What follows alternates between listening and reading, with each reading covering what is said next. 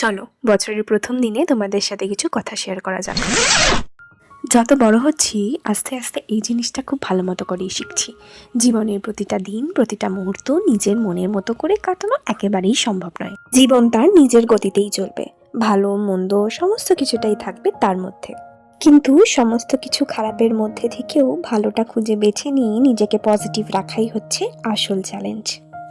2024 আমাকে অনেক কিছু শিখিয়েছে। অনেকগুলো কাছের মানুষকে হারিয়েছি, আবার অনেক মানুষকে নতুন করে চিনতেও শিখেছি। কখনো খুব কান্নায় ভেঙে পড়েছি, আবার কখনো খুব আনন্দে চোখে জলও চলে এসেছে।